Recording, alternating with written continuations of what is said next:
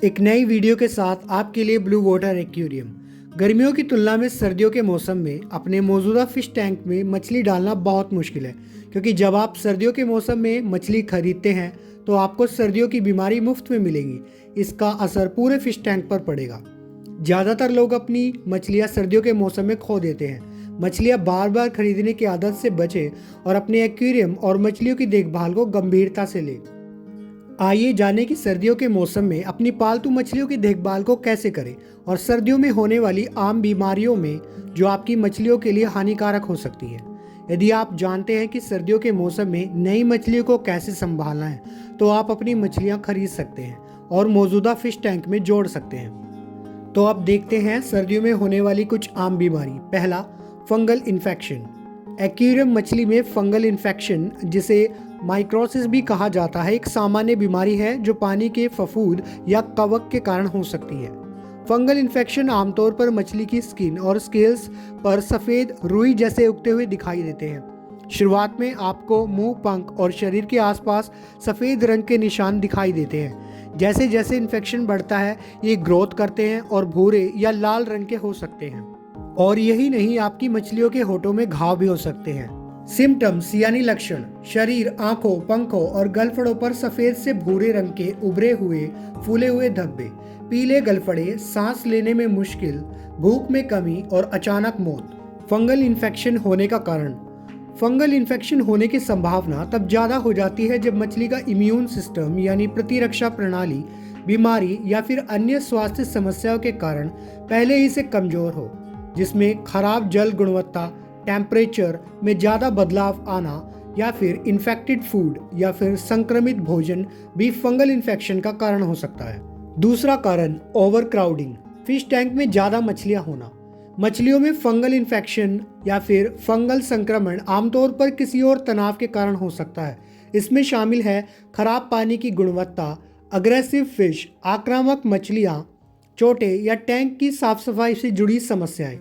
Tank में मरी हुई मछलियों का होना या इन्फेक्टेड या वृद्ध मछलियाँ या फिर भीड़भाड़ वाला टैंक। आइए जानते हैं इसका ट्रीटमेंट यानी इलाज। मछलियों में फंगल इन्फेक्शन का इफेक्टिव ट्रीटमेंट: यदि आपको फंगल संक्रमण के सिम्टम्स दिखाई देते हैं तो आपको मछलियों का तुरंत एंटी फंगल दवा से इलाज करना चाहिए।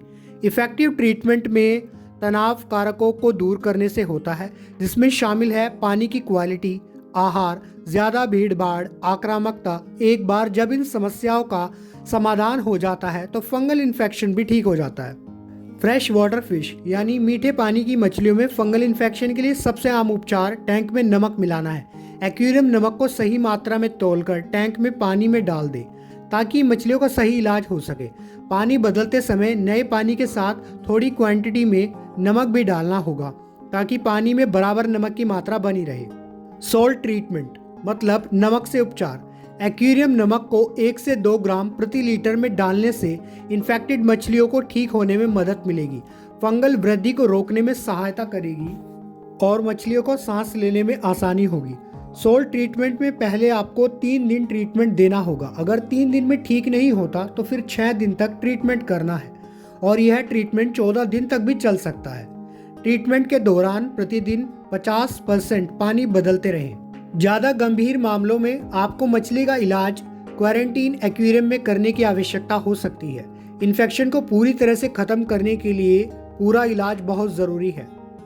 एक हॉस्पिटल फिश टैंक, जिसे क्वारंटीन फिश टैंक भी कहा जा सकता है, यह एक अलग टैंक होता है जो बीमारी या हाल ही में लाई गई मछलियों को स्वस्थ मछलियों से अलग करने के लिए इस्तेमाल किया जाता है।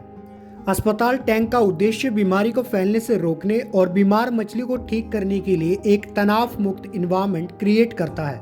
हॉस्पिटल फिश टैंक का फायदा: बीमारी को बढ़ाने से रोकने में मदद मिलती है। बीमार मछलियों को स्वस्थ मछलियों से अलग करने से बीमारी को दूसरी मछलियों तक फैलने से रोका जा सकता है। ट्रीट फिश इंडिविजुअली: मछलियों का व्यक्तिगत उपचार करें। आप बीमार मछलियों का इलाज पूरे टैंक को दवाई डालकर ना करें, जिससे बेनिफिशियल बैक्टीरिया यानी लाभकारी बैक्टीरिया को नुकसान हो सकता है। हमारे घर पर जब कोई बीमार होता है तो सब लोग दवाई नहीं लेते। बेवजह दवाई का इस्तेमाल ना करें। जैसे कि जिन मछलियों को फंगल इन्फेक्शन हुआ है उसी का इलाज करें और बहुत सारे मछलियों का इन्फेक्शन नहीं हुआ है तो बची हुई मछलियों को आप अलग कर सकते हैं और मेन टैंक में अब इलाज जारी रख सकते हैं। तनाव को कम करें। अस्पताल टैंक को मुक्त टैंक की स्थिति के समान रखें और उसे अच्छे से सेटअप करें ताकि मछलियों पर तनाव कम हो। अब जानते हैं सर्दी में होने वाली दूसरी बीमारी, बैक्टीरियल इन्फेक्शन। एक्वेरियम मछली में बैक्टीरियल संक्रमण कई प्रकार के लक्षण पैदा कर सकता है, जिनमें शामिल है मछलियों के शरीर पर खूनी धब्बे, पेट में पानी इकट्ठा होना, फटे पंख, आकार में बढ़े हुए आंखें, अग्रेशन यानी आक्रामकता, वजन घटना, स्किन पर गहरे सूजन वाले घाव। बैक्टीरियल संक्रमण का इलाज करने के लिए आप निम्नलिखित उपचार कर सकते हैं। ट्रीटमेंट यानी इलाज, एंटीबायोटिक्स या एंटीपैरासाइट्स दवाइयों से इलाज। आप एक आइसोलेटेड मछली टैंक में एंटीबायोटिक्स या एंटीपैरासाइट्स दवाइयों के साथ इन्फेक्शन का इलाज करने का प्रयास कर सकते हैं। फ्यूरजोलिडोन टैबलेट से उपचार।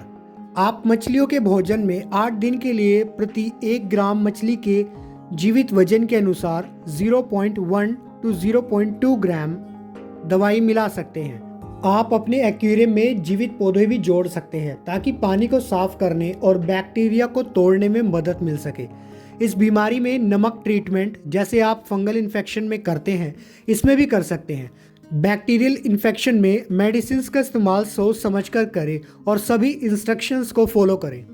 जब भी आप एक्वेरियम में उपचार के लिए एक्वेरियम साल्ट या सेंधा नमक, जिसे हिमालयन पिंक साल्ट भी कहा जाता है, का उपयोग करें तो ध्यान रखें कि बायोमीडियम फिल्टर को एक्वेरियम से हटा दें, अन्यथा सभी लाभदायक बैक्टीरिया बहुत जल्दी नष्ट हो जाएंगे।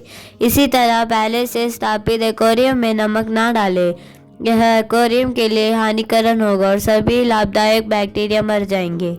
अगले वीडियो में मछलियों से संबंधित 2 और बीमारियों के बारे में हम बात करेंगे। यदि आपको हमारे चैनल अच्छा लगा हो तो लाइक और सब्सक्राइब ज़रूर करें।